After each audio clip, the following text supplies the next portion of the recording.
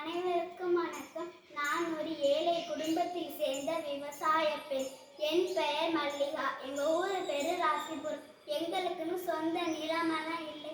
ஆனால் நான் முழுமையா விவசாயத்தை நம்புறேன்.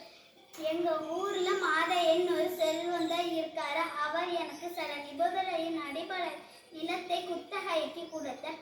ஆனால் அவர் என்னை எப்படியாவது ஏமாற்றி என் உழைப்பை சுரண்ட நினைத்தார். நானும் ஒரு நேர்மையானவள். கடவுள் எனக்கு கொஞ்சம் புத்திசாலித்தனத்தையும் கொடுத்திருக்கார். அதனால் நான் ஏமாறலை. அந்த மாதையன் ஐயா என்கிட்ட மண்ணு மேலே விளைபவை எனக்கு மண்ணுக்கு கீழே விளைபவை உனக்குன்னு சொன்னா நான் நெல் பயிர் கடலை போட்டேன்.